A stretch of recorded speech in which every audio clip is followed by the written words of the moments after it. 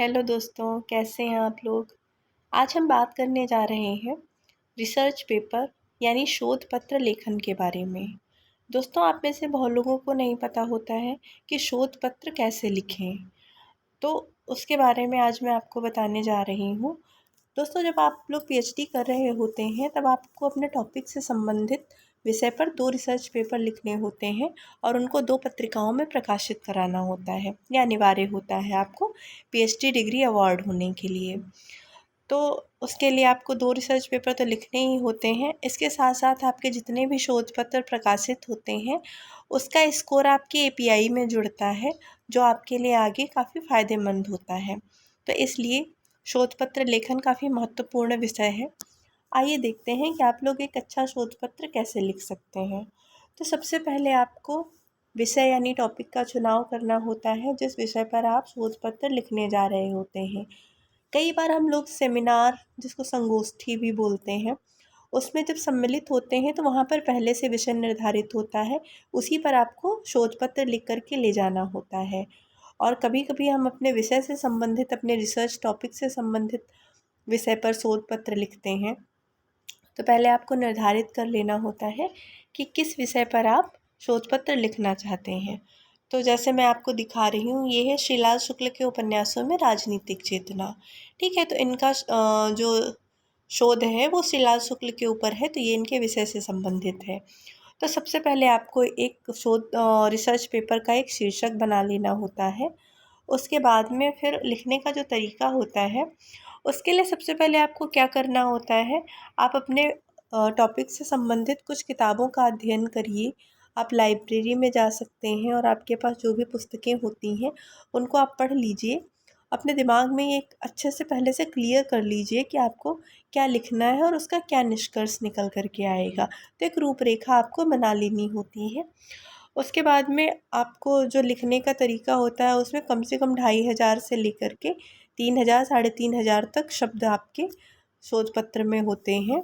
तो इतनी तकरीबन 7-8 पृष्ठ का आपका ये शोध पत्र होता है।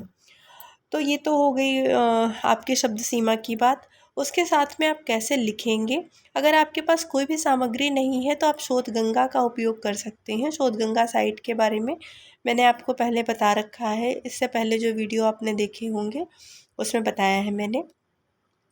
तो शोधगंगा पर जाकर के आप अपने विषय से संबंधित थीसिस सर्च कर लीजिए। और उन थीसिस से आपको क्या सहायता मिलती है बेटा, जब हम शोध पत्र लिखते हैं या रिसर्च थीसिस लिखते हैं तो उसमें हमको संदर्भ देने होते हैं। जो भी बात हम कह रहे होते हैं उसके प्रमाण में हमको अन्य विद्वानों के कथन भी वहाँ पर उद्धृत करने होते हैं। तो वो सबसे महत्वपूर्ण होता है। तो आपको एक शोध पत्र के अंदर 10-12 तक आपकी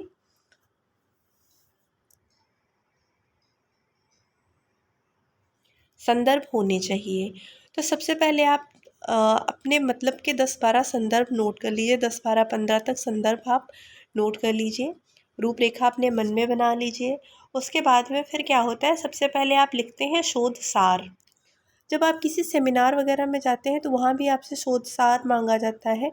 तो जो भी पेपर आपने लिख रखा है उसको संक्षेप में, पहले 2 पैराग्राफ में संक्षेप करके आप सबसे शुरू में उसको लिख दीजिए। ठीक है, तो शोध सार में आपके पेपर का पूरा संक्षिप्त रूप होता है, उसका सारांश होता है। तो आप पहले सारांश रूप में लिख दीजिए, उसको शोध सार बोलते हैं।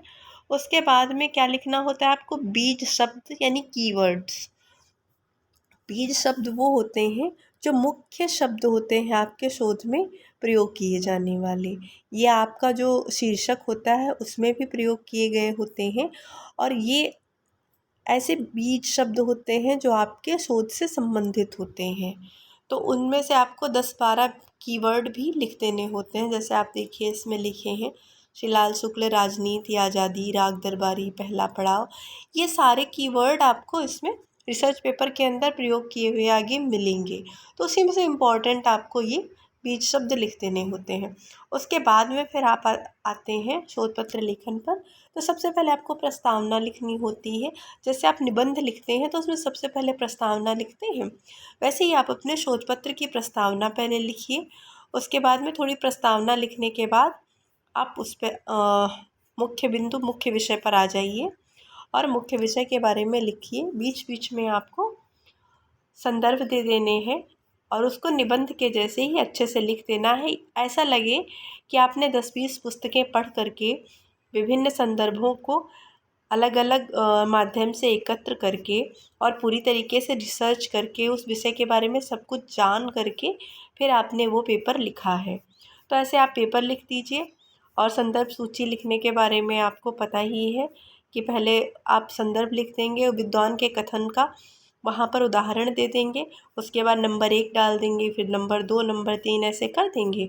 और अंत वाला जो पेज आपका अंतिम होगा उसमें आपको वो संदर्भ सूची लिख देंगे। जैसे नंबर 1 पर आपने श्रीलाल शुक्ल का कथन वहाँ पर उद्धृत किया है, तो यहाँ पर आप लिख देंगे कि आपने ये कहाँ से लिया है। ठीक है, आपका जो सोर्स है उसको यहाँ पर लिख देंगे। तो यहाँ पर लिखा हुआ है कि ये सारिका अगस्त 1975 के अंक से लिया गया है और लेख का शीर्षक था गर्दिश के दिन। इसके लेखक श्रीलाल शुक्ल हैं और पृष्ठ 76 पर ये उल्लिखित था, वहाँ से आपने लिया है। ऐसे करके आप पूरी संदर्भ सूची यहाँ पर लास्ट में लगा देंगे और आपका शोध पत्र कंप्लीट हो जाएगा। अगर आपको कुछ समझ में नहीं आया है तो आप कमेंट करके पूछ सकते हैं, मैं आपको दूसरा वीडियो भी बना करके दे दूँगी।